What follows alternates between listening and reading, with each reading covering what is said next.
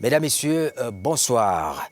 Le projet d'alimentation en eau potable de la ville de Yaoundé et ses environs, projet appelé PIPES, ce projet le relève désormais du récit des événements du passé. En effet, cette semaine, le mardi 20 août, précisément dans la localité de Bachenga, région du centre, les installations de ce projet ont été mises en service par le ministre de l'eau et de l'énergie Gaston Elundu Essomba. Et dans le détail, l'on estime que l'infrastructure attendue depuis des mois vient résorber substantiellement le déficit de la production d'eau potable pour la ville de Yaoundé et ses environs en injectant dans le circuit de distribution des quantités importantes, des quantités complémentaires de 300 000 mètres cubes d'eau par jour, une quantité que l'on pourrait porter à 400 000 mètres cubes d'eau par jour dans les jours qui viennent.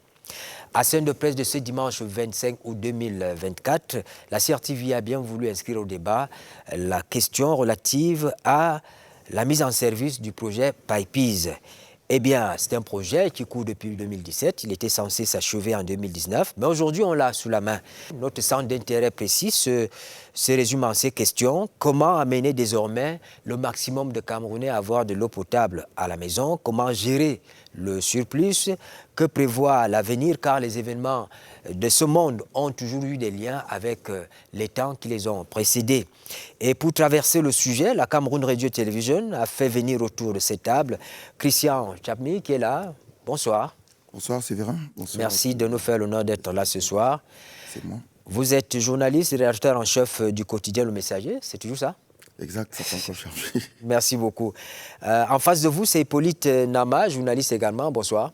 Bonsoir Séverin, bonsoir aux millions de téléspectateurs de la CRTV, bonsoir aux co-panélistes. Vous êtes à la cellule de communication de l'Université de Berthois. C'est ça. L'Université d'État. L'Université Ça se passe bien là-bas? Oui, ça se passe bien. Les préinscriptions ont démarré et l'université qui fait aujourd'hui la fierté de la région de l'Est avec ses 4 établissements, c'est-à-dire 4 facultés et 4 grandes écoles, les préinscriptions ont démarré selon les directives de M. le recteur, le professeur Dieudonné Emmanuel Pegnem.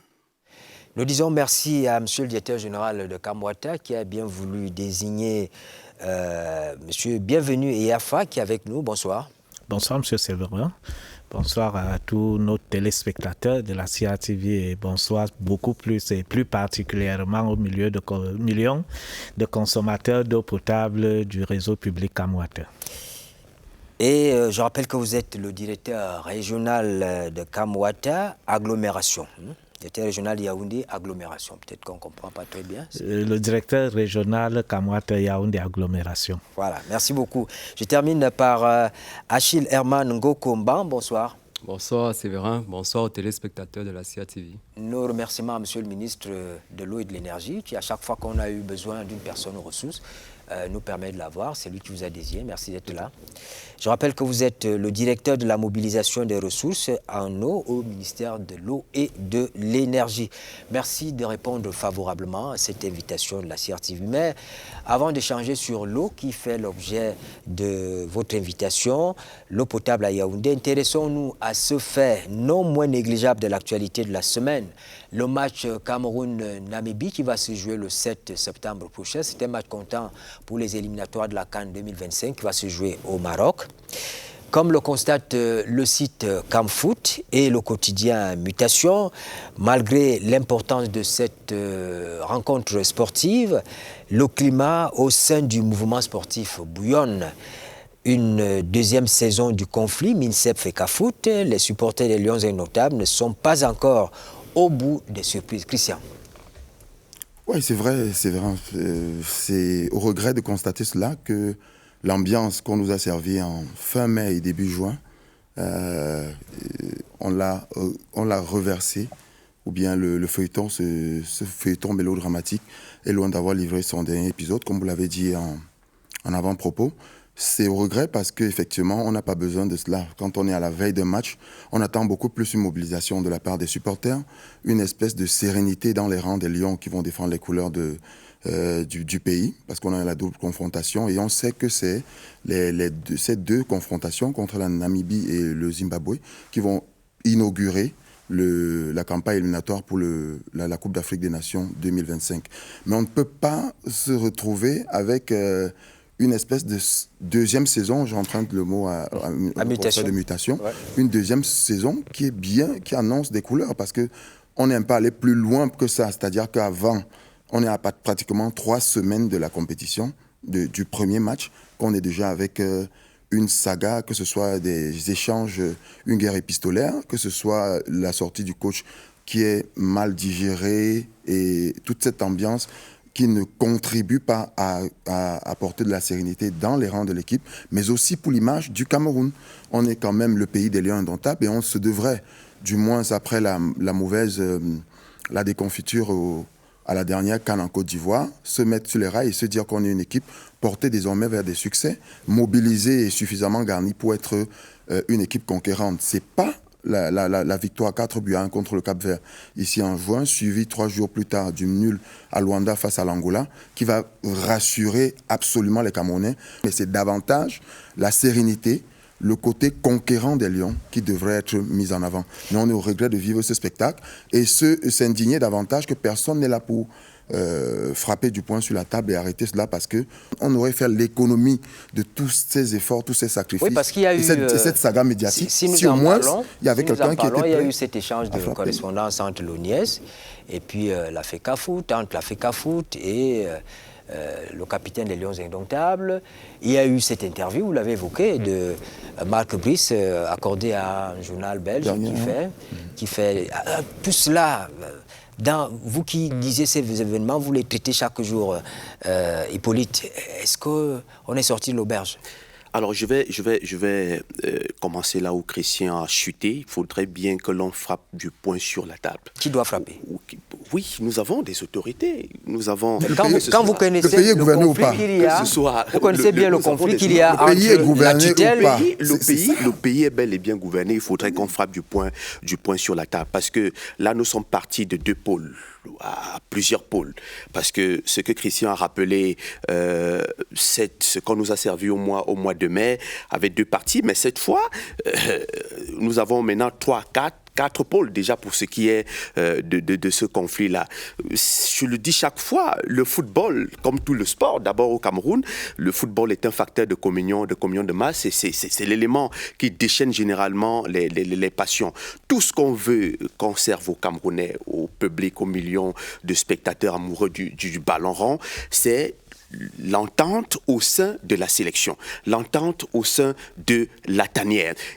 Cela y va également de l'image de notre pays, où il y a la cohésion même de notre nation en tant que nation de football. Quand on a d'un côté la Fédération camerounaise de football, de l'autre côté on a le ministère des Sports et de l'Éducation physique, le 3e acteur qui arrive, l'ONIES, le 4e acteur qui arrive, l'entraîneur, sélectionneur et toutes les autres correspondances adressées à Vincent Aboubakar et autres là, tout ce que nous voulons, c'est qu'il y ait sérénité au sein de la tanière. Monsieur le directeur, nous aimons tous le football. Ce qui se passe là, vous avez espoir que les Lions pourront avoir une victoire face à la Namibie?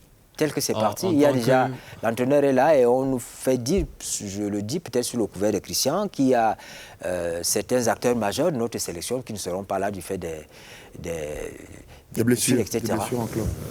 Est-ce que ça vous rassure? Ce climat qui se vit au sein de la tanière nous affecte, nous supporters des Lions que nous sommes.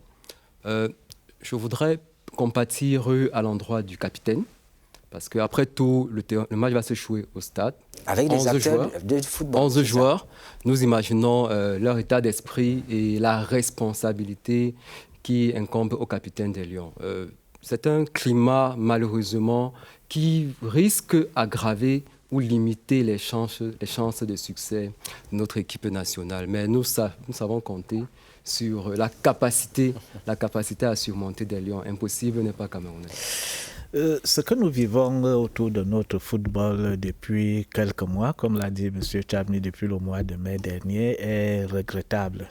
Nous constatons que les enjeux du football sont sortis des stades vers d'autres centres d'intérêt avec des acteurs tapis dans l'ombre qui tirent les ficelles Et malheureusement, tout ceci n'est pas apprécié par les supporters. Pour les supporters, nous voulons la victoire. Monsieur Séverin, vous ne pouvez pas imaginer dans l'arrière-pays, dans nos quartiers, l'effervescence qu'il y a lorsque les Lions gagnent. Au niveau économique, je vais parler comme au quartier, allez seulement dans les buvettes et tout au quartier après la victoire des Lions. Est-ce que vous pensez que quand les Lions perdent, tous ces acteurs sont contents? Ils ne sont pas contents. Le supporter n'est pas content, le commerçant n'est pas content, le gouvernement n'est pas content. Je crois que ce que nous vivons aujourd'hui se résume en une seule problématique, que le MINSEP et la FECAFOOT fument le calumet de la paix. C'est possible? C'est possible. Pourquoi? Parce que ce sont des acteurs, ce sont des très hauts responsables de la République, sauf s'ils disent aujourd'hui qu'ils ne bénéficient, ils ne méritent pas cette confiance. Donc, ils doivent s'asseoir et regarder vers l'avenir, ne penser qu'à l'intérêt du peuple camerounais, parce que le football, c'est la seule religion, si vous me permettez l'expression, c'est la seule religion qui réunit tous les Camerounais. Quand les Lions jouent, regardez même les taxis, les rues sont désertes, tout est calme, la ville est calme, et quand il y a un but, c'est l'explosion de joie jusqu'à nos villages. Donc, je pense que pour cet intérêt, le ministre des Sports et de l'Éducation physique, monsieur le ministre et monsieur le président de la FECAFOOT doivent s'asseoir. Sinon, c'est pas le dernier épisode, hein, on va encore en vivre. Tant qu'il y a X derrière Y, Y derrière Z, on va toujours vivre à ce jeu. Une compétition se prépare. Un match se prépare physiquement, moralement et spirituellement. Et tout ce qui se passe autour des Lions, à l'heure actuelle, ne nous rassure pas vers une victoire. On a commencé par 4-1, après un nul qui laissait entrevoir qu'il y a tellement de problèmes. Je ne sais pas si on s'achemine vers une défaite que nous ne souhaitons pas. Que nous ne souhaitons pas. Nous voulons que les Camerounais revivent les moments d'antan avec leurs Lions indomptables. Venons-en à la deuxième partie de ce programme, partie qui porte donc sur la mise en service du projet PAEPIS. Et je vous propose de regarder d'abord ces déclarations du ministre de l'Eau et de l'Énergie, Gaston Elundu Essomba, qui a pris la parole pendant la cérémonie protocolaire de mardi 20 août dernier. Ces déclarations ont été recueillies par Agnès Solange Abessolo. Nous pouvons dire haut et fort que l'eau du PAEPIS coule dans les réservoirs de Yaoundé. L'eau du PAEPIS coule dans le réseau de Yaoundé désormais. Le chef de l'État a instruit d'abord un projet d'intégration du PAEPIS dans le réseau de la ville de Yaoundé. La mobilisation des financements est en cours. Mais à l'immédiat, il a instruit le ministère des Finances et le ministère de l'Économie de mobiliser dans le budget 2024, de trouver un espace budgétaire de 10 milliards. Et cela est déjà fait. Kamwata a passé des marchés. Les travaux démarrent le mois prochain. Donc, la bonne nouvelle, c'est que dans les prochains jours, Kamwata va construire à travers cette dotation spéciale du chef de l'État 60 km de canalisation et qu'il va procéder à la connexion de 200 000 nouveaux ménages. Les titres des journaux sont assez expressif sur la mise en service du projet d'alimentation en eau potable de Yaoundé et ses environs. Diapason, par exemple, parle de l'eau pour tous comme une ultime équation. Le tri-hebdomadaire le soir voit en la mise officielle des installations de PAEPIS le couronnement de la volonté présidentielle, tandis que Réalité Plus nous indique que Paul Biya a terminé le tableau. Pour le flambeau, on est passé du rêve à la réalité.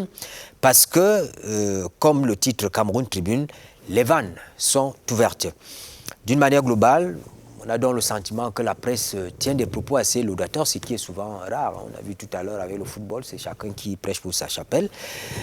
Monsieur Yafa, depuis le 20 mai, qu'est-ce qui se passe à Kamwata? Parce qu'on parle du projet, on dessine toutes sortes de choses, mais c'est vous l'acteur, c'est vous le contact avec le public. Qu'est-ce qui se passe? Vous avez beaucoup d'eau? Vous venez d'évoquer un certain nombre de titres, des tabloïds qui ont publié après la sortie de M. le ministre Abachenga mardi dernier. Et ces titres sont autotéliques et parlent d'eux-mêmes. Il magnifie l'action de M. le Président de la République qui a tenu à sa parole. Je vais vous dire, jusqu'au 19 août dernier, on fonctionnait à vannes partiellement fermées et depuis le 20 août, toutes les vannes sont ouvertes à Yaoundé. On avait les camions-citernes qui traversaient les quartiers. Effectivement, la présence récurrente des camions-citernes démontrait qu'il y avait quelque chose qui ne va pas. Et cette chose a été corrigée. Et depuis le 20, vous ne voyez plus trop les camions-citernes circuler, sauf si c'est pour apporter de l'aide aux quartiers qui n'ont pas d'eau, qui ne bénéficient pas du réseau d'eau publique. Christian, on est convaincu que les choses vont dans le bon sens désormais. Il y a peut-être cette question à la une du quotidien Le Messager, votre journal, qui demande si on est à la fin des robinets secs. Oui, tout à fait. L'interrogation vaut son pesant d'or, mais je ne veux pas être aussi triomphal que monsieur le directeur. Peut-être, pour reprendre l'expression qu'il a dit tout à l'heure, chacun prêche pour sa chapelle. Mais je pense que la parade qui a été faite autour, c'est-à-dire que... Une parade. C'est une parade. Les mots disent ce qu'ils renvoient à ce qu'on veut bien exprimer, c'est-à-dire qu'on n'avait pas besoin de mobiliser tout un aréopage des membres du gouvernement pour aller célébrer l'ouverture des vannes. Et quand vous parlez de PAEPIS, aussi élogieux qu'il soit, parce que j'ai parcouru le projet, il est détaillé. Ce n'est pas un défaut de compréhension ou bien un projet qui est mal ficelé qu'on a présenté. Mais ce qu'il faut s'étonner, c'est que si les Camerounais de Yaoundé reçoivent, et ses environs, reçoivent de l'eau après une quarantaine d'années, mais on ne célèbre pas ça. Non, on ne célèbre pas. Il a parlé tout à l'heure, monsieur le directeur, de la promesse tenue du chef de l'État. Mais non, les Yaoundéens ont soif. Et ça dure depuis des années. Maintenant, on ne pourrait pas célébrer cela en donnant l'impression que c'est une promesse tenue et qu'avec l'ouverture des vannes, c'est la fin du calvaire des Camerounais qui ont longtemps attendu. Vous savez, aujourd'hui, le rationnement, et je pense pour ma part que des besoins comme l'eau, l'énergie électrique et les soins primaires font partie du chapelet des besoins qui sont, c'est des choses aussi banales. On nous a promis de l'eau. On a annoncé que les vannes sont ouvertes et que désormais Yaoundé et ses environs sont arrosés. Monsieur le directeur ne dira pas le contraire. Aussi longtemps qu'on a attendu cette eau, ce précieux liquide. Non, attendez, c'est pour cela. Moi, pour ma part, je ne me vois pas peut-être, monsieur le directeur, en train de célébrer l'arrivée de l'eau dans les robinets. J'ai bien le sentiment que le directeur veut répondre à quelque chose. Non, peut-être qu'il veut bien le faire, mais je pense pour ma part que donner de l'eau à la capitale politique d'un pays après pratiquement une quarantaine d'années d'attente, d'espoir et d'espérance, je pense qu'on n'a pas besoin de célébrer cela avec autant de faste. Quand on célèbre l'ouverture des vannes, c'est après des années d'attentisme et d'immobilisme. Il faut se le dire. C'est vrai, je peux comprendre la réaction de Christian qui s'inscrit en droite ligne avec le titre de leur quotidien et nous pouvons comprendre.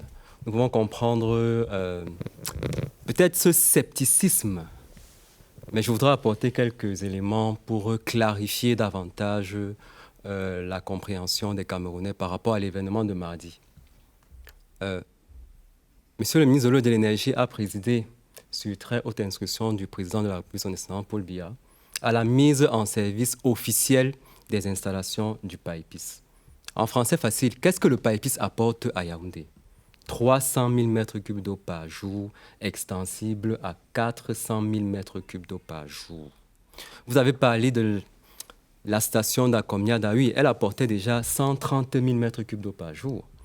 Vous n'avez pas parlé de la station de la Meufou, qui, elle, apporte 50 000. Donc, vous voyez, 300 000 plus 180 000, on est à 480 000 mètres cubes d'eau par jour. 480 millions de litres d'eau par jour. Si on prend juste 450 millions de litres et on dit chaque citoyen lambda consomme 150 litres en milieu urbain et périurbain, ça donne 3 millions. Avec PAEPIS, nous avons la possibilité d'alimenter jusqu'à 3 millions d'habitants dans la ville de Yaoundé et ses environs. Le PAEPIS a été conçu et réalisé afin de satisfaire les besoins actuels. Avec le PAEPIS, nous comblons la demande actuelle, nous poussons l'offre dans les réseaux et nous commençons à couvrir les périphéries de la ville. Oui, mais là, monsieur le directeur, j'ai cette question à Kamwata qui est, je dis, en fait, qui rentre en scène désormais. La stratégie que vous élaborez au ministère, le public et nous. Oui. Parce que nous, quand moi j'ai besoin de l'eau à la maison, je vais vite à Kamwata. Est-ce que depuis... Si tu permets... Rapidement. Il parlait de la mobilisation. Pour appeler et pour présenter à nos téléspectateurs que le PAEPIS est le premier projet d'envergure en Afrique subsaharienne en termes de capacité de production. 300 000 mètres cubes d'eau jour en Afrique subsaharienne, c'est le premier. Le second, c'est en Côte d'Ivoire, 240 000 mètres cubes d'eau jour. Le PAEPIS, ce sont des équipements de haute technologie. Le PAEPIS, c'est une autonomie dans la production et l'alimentation d'énergie électrique de toutes ces installations. Que l'on soit à la station de captage à Natigal, que l'on soit à la station de traitement à Emana-Batyenga, que l'on soit dans les 3 stations de pompage Emana-Batyenga, Nkomtu et Nyom, ou que l'on soit au réservoir de Ndindan. Donc, il est important de présenter ces réalisations. Permettez, ce n'est pas une digression parce que ce soit l'eau et l'électricité, c'est la même chose. Quand on a posé la première pierre de certains projets structurants concernant justement l'énergie électrique en partie, j'en veux pour preuve, par exemple, Lompanga, on va s'acheminer à l'effectivité ou la mise en service de peut-être de ces barrages 15 années plus tard. Mais aller consulter simplement je ne sais pas comment vous appelez, c'est pas si la plaque indicatrice ou bien le projet même, aller fouiller dans le dossier pour vous demander combien d'années est-ce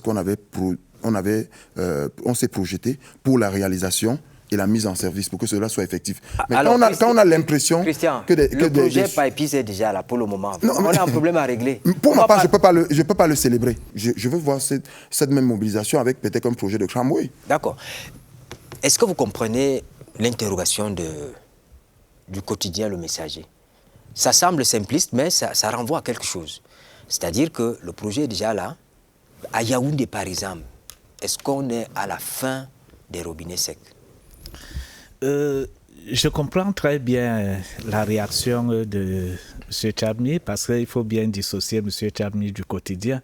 J'ai en face de moi un consommateur qui est un peu frustré. Comme le disait Sigmund Freud, de la frustration naît l'agressivité. Il fait partie du lot... Il n'est pas agressif.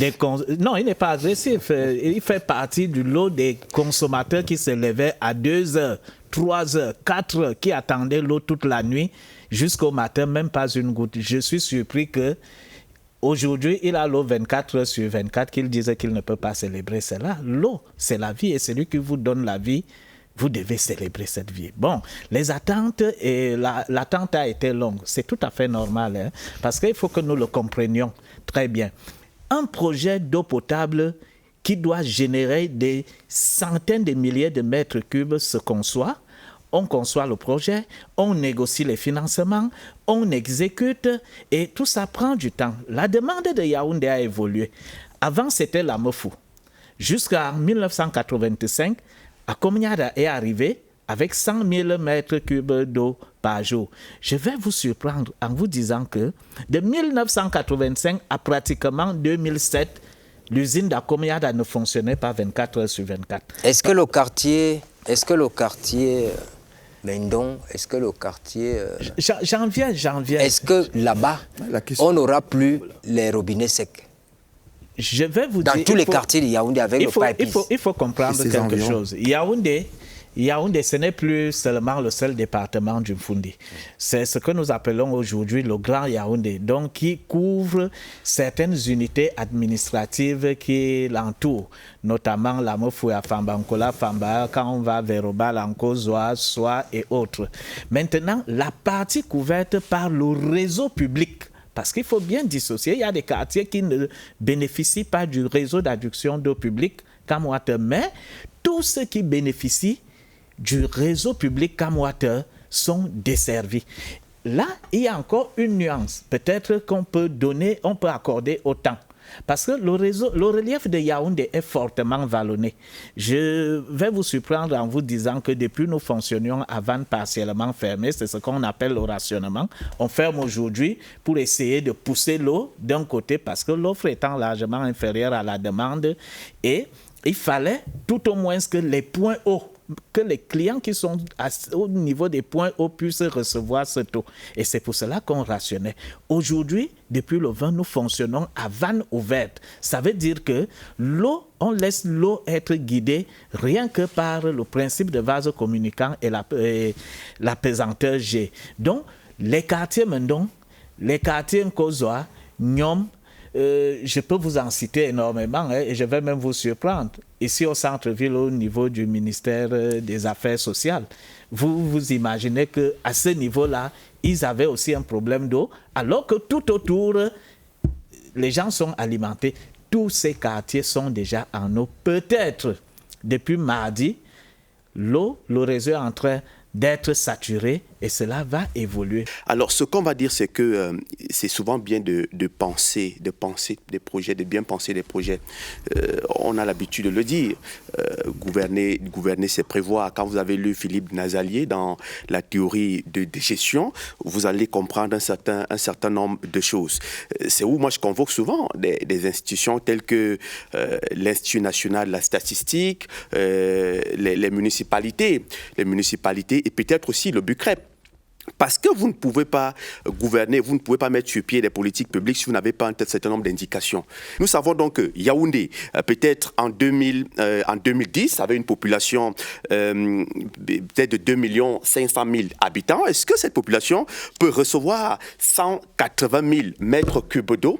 Quand vous avez ces données-là, vous pouvez travailler de manière facile. C'est pour ça que je convoque généralement l'Institut. Je voudrais qu'on soit pratique. Hein. Vraiment, vos théories là, ça m'amène nulle part. Non, c'est pour permettre de comprendre. On a l'eau qui est arrivée. On nous annonce qu'il y a l'eau maintenant dans les canalisations. Depuis mardi 20, moi je ne vois pas les équipes de Kamouat en train de creuser pour les canalisations, en train d'alimenter les quartiers périphériques, les nouveaux quartiers tout autour là. Je ne vois pas ça.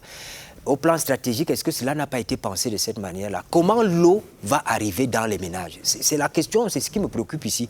Vos théories c'est pour le centre scientifiques... je pense même. Oui, allez-y. Bienvenue à l'entame de ses propos, a dit que la ville de Yaoundé vivait un déficit. Donc, les quartiers qui étaient déjà desservis, qui vivaient le rationnement, PAEPIS vient résorber et résoudre le problème de rationnement. Donc, on a H24 l'eau potable dans les quartiers qui avaient de l'eau uniquement, notamment entre 1h et 3h. Ça, c'est la première réponse de PAEPIS. La deuxième réponse de PAEPIS, c'est que les quartiers qui sont sur les points hauts, vu la morphologie, la pédologie de la ville de Yaoundé, les quartiers qui sont sur les points hauts, la saturation du réseau, le fait que le réseau ait constamment de l'eau, ces quartiers vont connaître une amélioration de l'accès à l'eau potable, l'approvisionnement en eau potable. Ça, c'est le deuxième résultat. Le troisième résultat, c'est le projet que le chef de l'État a instruit à M. le directeur général de la Kamouat sous l'œil vigilant de M. le ministre de l'Énergie, réaliser 200 000 branchements, 200 000 nouveaux branchements. Ça a commencé, monsieur le directeur. Est-ce que ça a commencé à Yaoundé? L'extension de 60 km de réseau. Je voudrais revenir un peu sur la stratégie, parce que là, vous voulez qu'on soit opérationnel, pratique, action. Mais avant l'action, il y a une stratégie. Avant une stratégie, il y a une politique. Vous connaissez la politique du septennat actuel. Il est question de pouvoir avoir des opportunités. Dans le secteur de l'eau, c'est un secteur qui est financé par l'investissement public. Nous connaissons le contexte macroéconomique, nous connaissons le contexte national. Et vous pouvez observer que depuis 3-4 ans, les ressources que le gouvernement a octroyées dans le secteur de l'eau ne sont allées que grandissantes. Si nous nous limitons uniquement dans le milieu urbain, nous allons venir pour les autres villes, mais pour le milieu urbain, la ville de Yaoundé a connu un projet avant PAEPIS, AEP, Yaoundé et 3 villes avec le financement de l'Agence française de développement, sans publicité. Donc, il y avait déjà des infrastructures dans la ville. Nous parlons de la période 2012-2017, dont la ville de Yaoundé avait déjà connu des travaux. Donc, il s'agit d'une planification qui s'inscrit dans le DSCE, terminé en 2020, et dans la SND 30, avec pour objectif, entre autres dans le domaine de l'eau, de porter à 90% la proportion des ménages qui ont accès à l'eau potable gérée de manière durable. Non, c'est vrai, je ne pense pas que je puis vous rassurer. je ne fais pas de la divination, mais je pense qu'avec, même si Yaoundé continue de pomper les promesses que monsieur le directeur a établies, il a les chiffres plus concrets, parce que vous avez demandé de parler pratique, même si Yaoundé continue, même sur la station de pompage, c'est-à-dire pomper ces 300 000 mètres cubes d'eau, je pense qu'il y aura toujours des zones, et c'est justement cela l'inquiétude, il y aura toujours des zones où des Camerounais vont porter des récipients, en fait, de la longue marche vers l'eau potable. Mais pourquoi est-ce qu'on n'a pas pensé cela? Et j'en joins à ce que Hippolyte disait tout à l'heure, quand il a parlé de politique publique. C'est vrai, hein, quand on gouverne, on prévoit et on se projette. C'est-à-dire que quand vous ne pensez pas que Yaoundé de 2024, pour lequel on a la grâce, nous sommes encore en vie là-dessus, la projection peut-être pour 2030, vous n'êtes pas si sûr que le PAEPIS serait peut-être en train d'être révisé. Mais on a aussi la possibilité, quand on prévoit, d'être sûr que même l'extension pourra se faire. Tout à l'heure, vous avez parlé de la deuxième détente de cette cérémonie. Il y a eu cette cérémonie que je trouve toujours pompeuse, inutilement pompeuse. Et la deuxième phase sera consacrée, si j'ai bien compris, à Kamwata, à qui on doit mettre à disposition, je crois, 10 milliards pour justement la deuxième phase du projet. Il y a une chose, une inquiétude là-dessus, c'est le fait toujours d'avoir des promesses et de s'inscrire dans cette démarche-là pour après avoir des blocages et que le citoyen lambda s'inquiète toujours de vivre le même tourment, le même calvaire chaque fois. Aussi beau et futuriste que soit le projet PAEPIS, il faut s'inquiéter de ce que le Camerounais sera en train de regarder au journal le soir. Regarder une émission comme celle-ci, où des chiffres sont avancés, des belles promesses sont faites, mais que lui continue de vivre la pénurie, la rareté de l'eau. Parce qu'il faut se dire, lorsque tout à l'heure je parlais des installations qui sont déjà vétustes, autant les installations d'approvisionnement que les installations de ceux qui ont une maison, ils ont installé le sanitaire et tout le reste, mais ils n'ont pas une seule goutte d'eau. Et c'est là l'inquiétude. Oui, je continue à vous dire d'être pratique parce que nous disons tout ce que nous disons là. Ceux qui nous regardent, ils veulent savoir comment avoir c'est justement cela qu'on dans attend. les prochains jours. Il y a des nouveaux quartiers. Certainement, on a annoncé un financement de 10 milliards pour que vous puissiez intervenir dans l'aménagement de votre réseau. Comment ça arrive à la maison? Est-ce que vous aurez les moyens d'amener cette eau-là jusqu'au consommateur final? Merci. Je voudrais d'abord qu'on puisse mieux clarifier et fixer nos téléspectateurs. La demande en eau de la ville de Yaoundé, c'est-à-dire la partie couverte par le réseau, quelques heures avant la mise en service du PAEPIS, était de 260 000 mètres cubes d'eau jour. 260 000 mètres cubes d'eau jour. Mais l'offre avant la mise en service du PAEPIS était de 185 000 mètres cubes d'eau jour. C'est ça qui a justifié pendant longtemps le rationnement avec son lot d'inconvénients au niveau de nos consommateurs. Avec l'arrivée du PAEPIS, nous aurons 480 000 mètres cubes d'eau jour. Pour une demande de 260 000, vous convenez avec moi que l'offre est pratiquement le double de la demande. Maintenant, à partir du moment où ceux qui disposent des branchements, les ménages qui disposent des branchements d'eau Kamwata seront satisfaits. Le président de la République ne s'est pas limité à ce niveau-là. Il y a deux projets. Le projet de 10 milliards, c'est un projet en urgence. Dans quelques jours, il y a le projet de reconfiguration du réseau de Yaoundé. Parce qu'il faut que vous le compreniez très bien.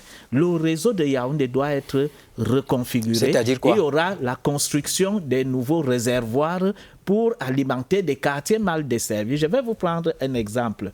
Les réservoirs qui sont au niveau d'Atemengue, à l'université de Yaoundé 1. Est-ce que vous vous rendez compte que ce château-là qui alimente jusqu'à Nkolbison, ce château va jusqu'à Hala, ce château va jusqu'à Kondangui, ce château va jusqu'à une partie de Ekounou, Marie-Albert, Stade Abega. C'est ce réservoir-là. Il est dépassé. Il est dépassé. Son aire de couverture est très grand.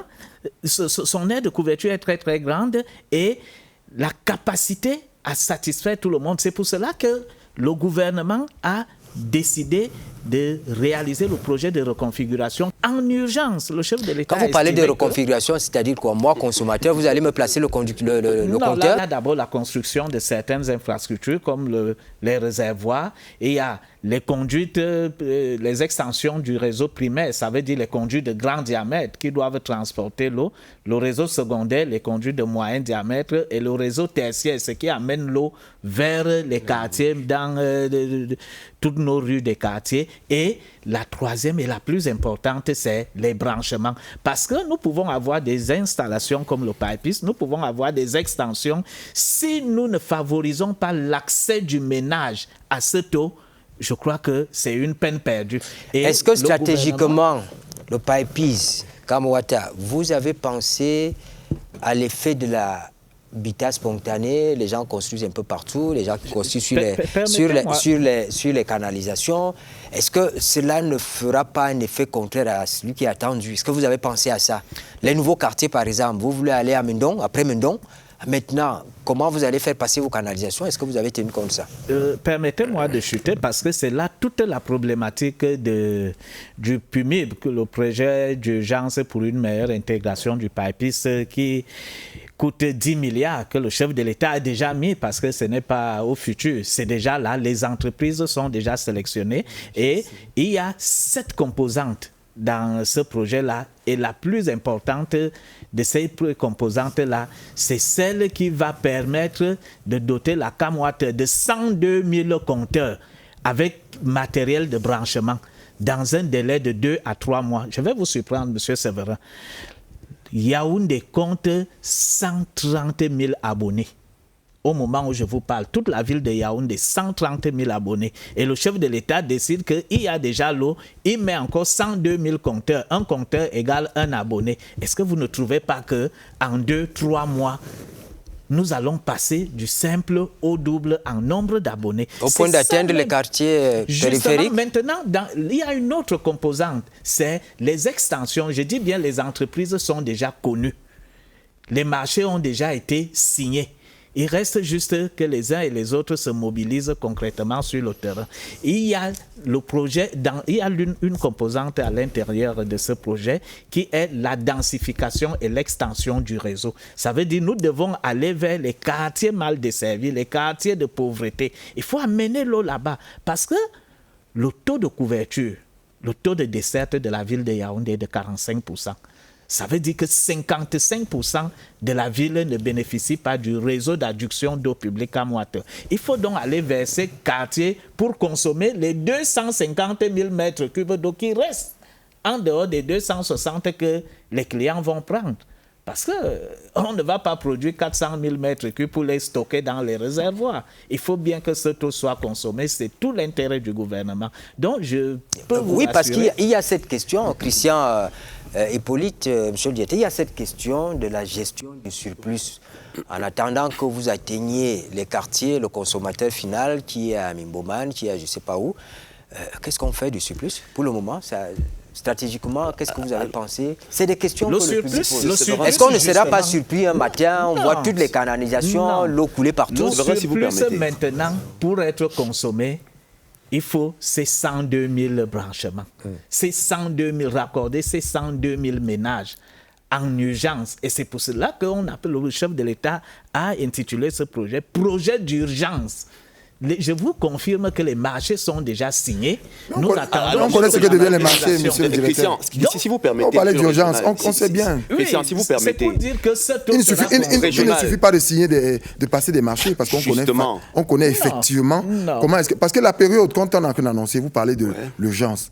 Mais on sait bien que parlons vrai, notre système avec ces cas d'urgence qui s'éternisent, et ce sont les consommateurs qui en paient le lourd tribut. C'est de cela que Hippolyte disait l'autre jour. Monsieur Chami, je vais vous dire, au niveau de Yaoundé... Vous avez parlé de 2-3 mois, monsieur le directeur. C'est maximum.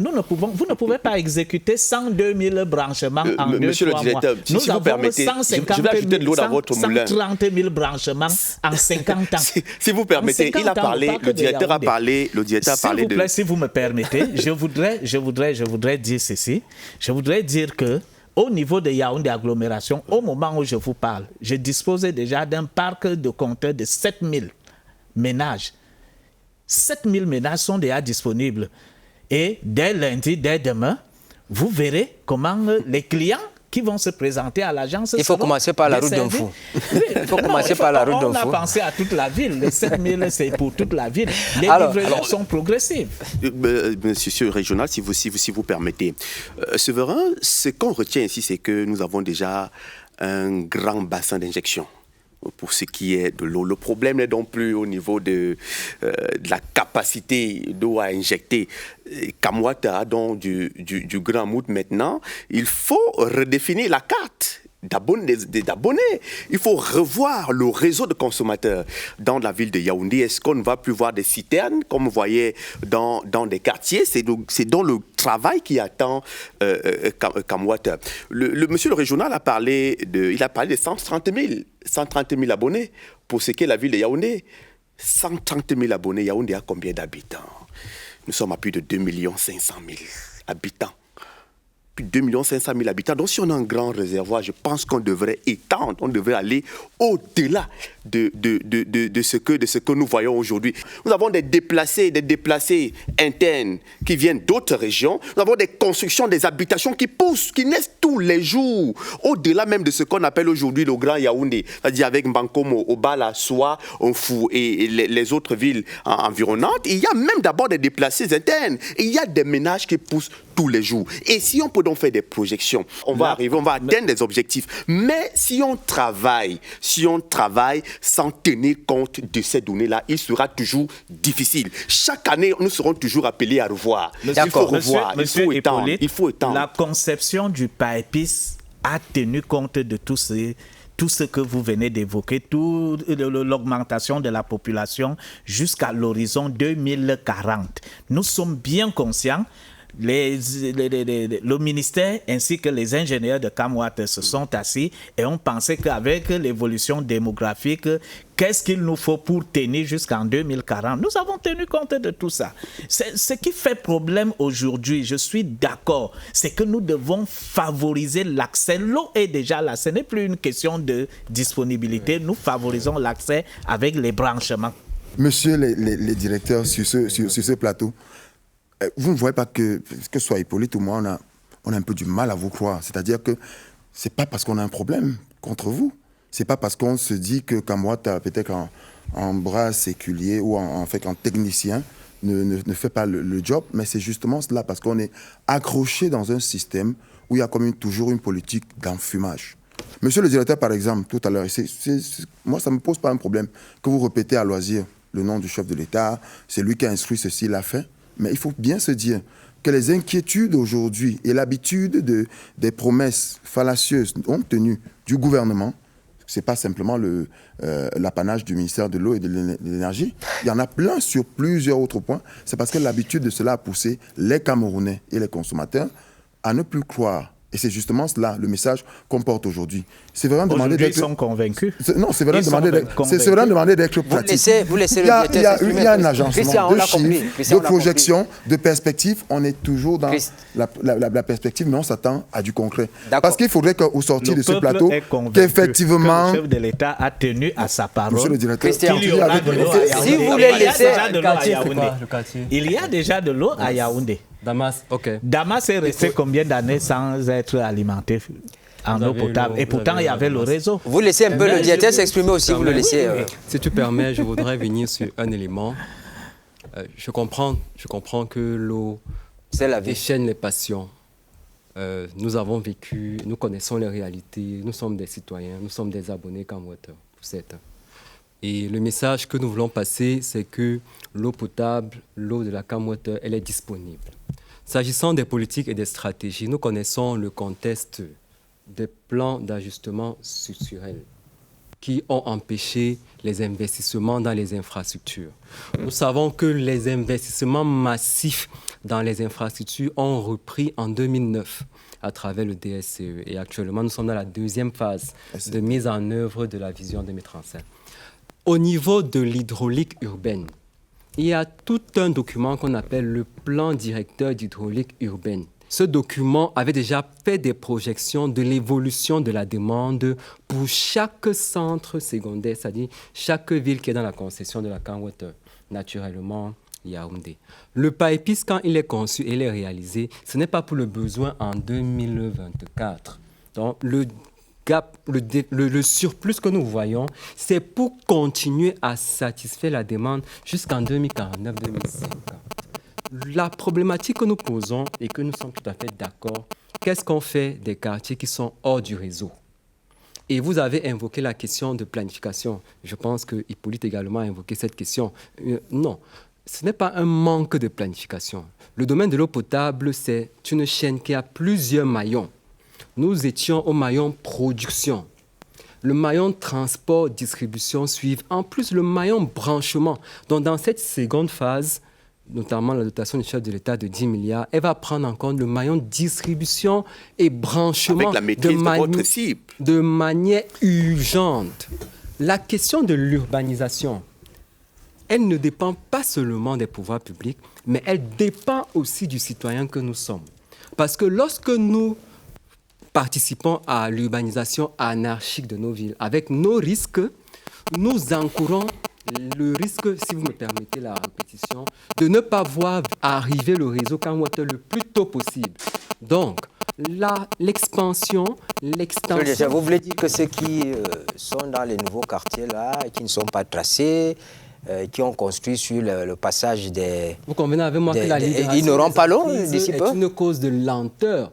Si nous n'avons pas accès à l'emprise où le réseau doit passer, le projet ne pourra pas évoluer. Par conséquent, il y aura une lenteur dans la fourniture du service, dans le déploiement des réseaux. Donc, on va plutôt se concentrer, s'orienter vers des zones où c'est plus facile d'accéder.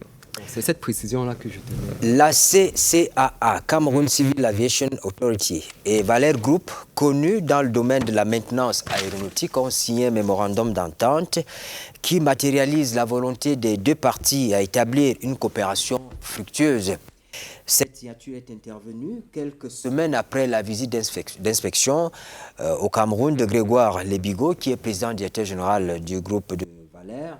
Eh bien, il était ici sous l'impulsion de son Excellence Madeleine Liguemo Ondo, ambassadeur du Cameroun aux Pays-Bas et au Luxembourg, et sous l'accompagnement de Gwenaël Tchungi, qui est le président de l'organisation Watwater. Sur cette actualité dans le domaine de l'aviation civile, je vous propose d'écouter cet extrait de l'interview de Madame Paul Avomo Asumokoki, directeur général de la CCAA. Il faut en plus ajouter que ce MOU, non seulement nous l'avons signé dans des délais très courts, mais il est effectivement lancé, la mise en œuvre a commencé, puisque à la suite de nos échanges, Valère a tout de suite recruté 2 de nos apprenants de la formation que nous dispensons ici à l'école aéronautique, qui vont donc rejoindre les équipes de Valère dans les installations de Châteauroux et à Montpellier, ainsi que dans leur bureau d'études au Luxembourg, dès le mois d'octobre 2024. Nous avons 9 mois de cours théoriques et travaux pratiques à l'école de formation de la CSA ici à Yaoundé et 3 mois de stage en entreprise. Nous nous sommes donc réjouis de ce rapprochement avec Valère parce que nous attendons que ce groupe de renommée mondiale apporte leur expertise et leur expérience internationale en matière de maintenance et de démantèlement des aéronefs pour enrichir ce programme que nous avons conçu. Le partage d'expérience nous permettra aussi, le cas échéant, d'introduire de nouvelles techniques de pointe. Je vous ai déjà dit, c'est une formation unique, innovante, mais nous sommes persuadés que nous pouvons encore aller à un étage au-dessus.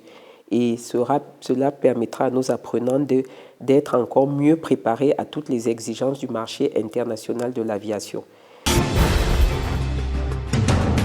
Le ministre de l'Eau et de l'Énergie l'a dit, le projet PIPES est futuriste. Les projections vont au-delà de 2040 et le directeur l'a rappelé tout à l'heure. Mais maintenant, intéressons-nous, on parle de l'eau, on parle du surplus. La qualité de cette eau, monsieur le directeur régional, c'est assuré? L'adage est bien connu dans toutes les écoles d'eau au monde. Lorsque l'écoulement est permanent, la qualité d'eau est rassurante.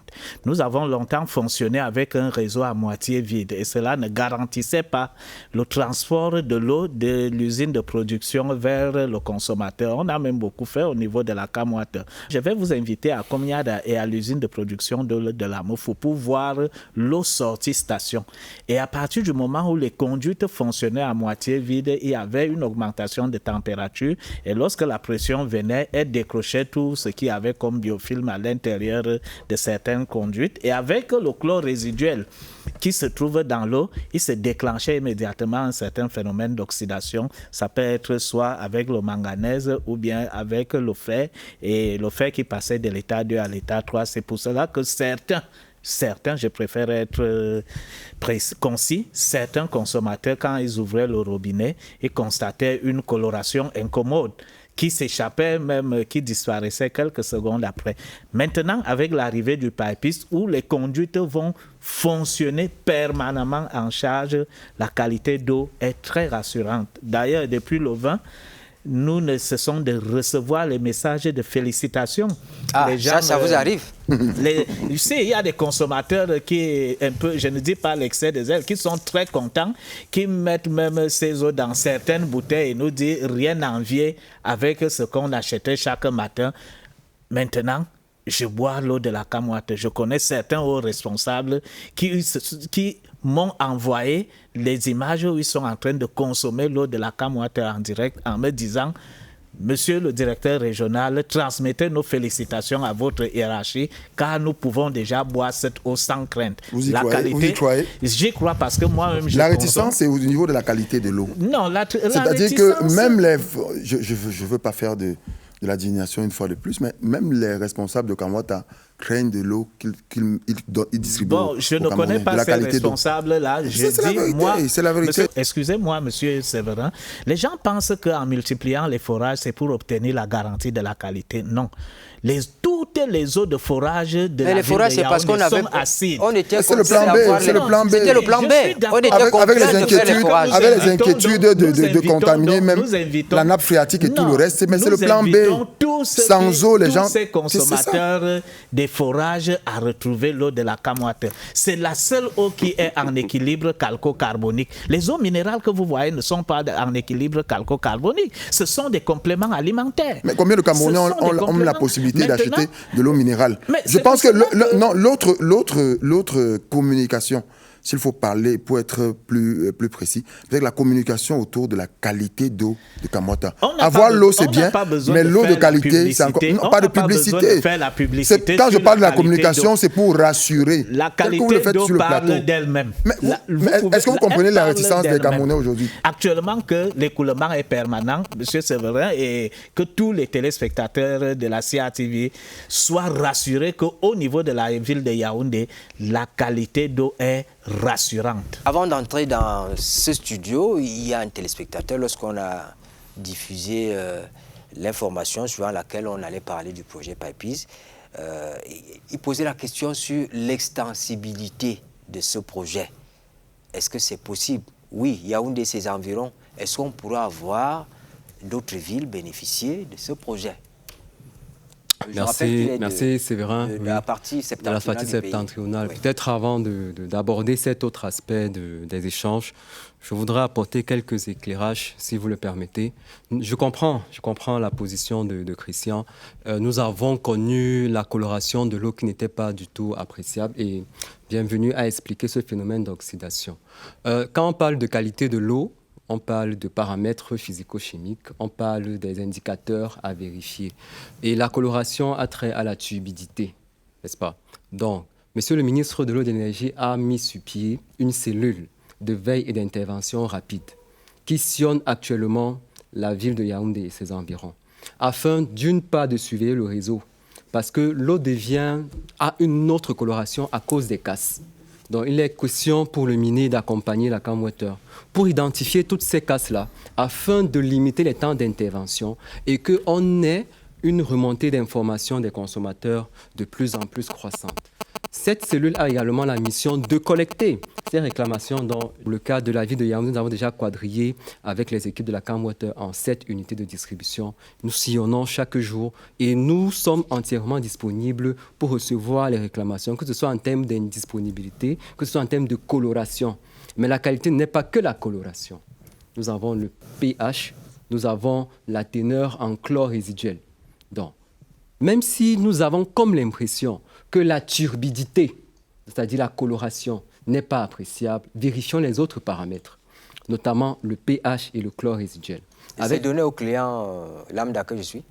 Les équipes viennent avec les kits d'analyse mobile pour vous confirmer, puisque nous mettons assez de chlore résiduel dans notre eau afin de pouvoir détruire tous les germes bactériologiques et micro-organiques. On n'est plus par le temps, hein, maintenant, sur l'extensibilité de... Oui. Rapidement. La SND nous parle de 90% d'accès à l'eau potable en 2030 et 100% en 2035. C'est pour tout le Cameroun.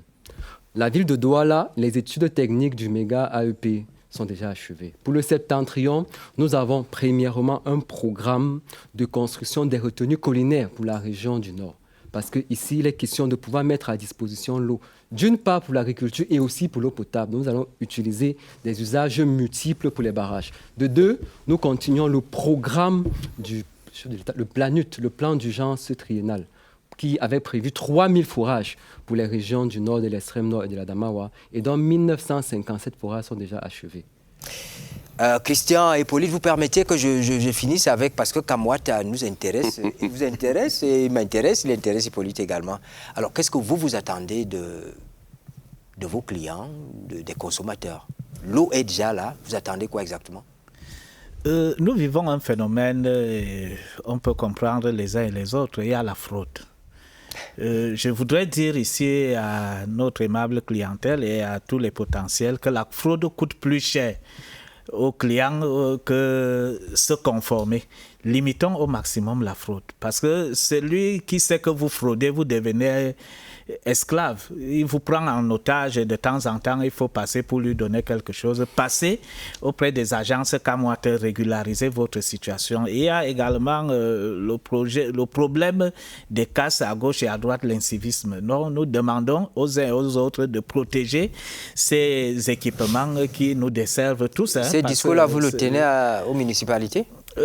Vous savez, nous sommes obligés de tenir. Ce n'est pas seulement aux municipalités, c'est même à beaucoup de maîtres d'ouvrage. Il y a certains quartiers de la ville de Yaoundé qui ne disposent pas d'eau aujourd'hui parce que les conduites ont été détruites par les travaux de voirie. Donc c'est un travail d'équipe. Aussi bien les routes sont les bienvenues, l'eau est la bienvenue. Tout ça, c'est l'œuvre de l'État pour améliorer les conditions de vie des populations. C'est pour cela que nous appelons également les Camerounais, les uns et les autres, à nous retourner toutes les fuites et les casses apparentes que nous n'avons pas encore identifiées à leur niveau, qu'ils nous retournent le message pour une intervention diligente. Mesdames, Messieurs, nous arrivons au terme de cette édition de Scène de Presse. Nous allons dire merci à nos invités. Merci pour l'éclairage, les assurances que vous avez bien voulu apporter. Merci à vous qui prenez la peine de regarder ce programme tous les dimanches. Et s'il plaît à Dieu, nous nous retrouvons dimanche prochain pour une autre édition.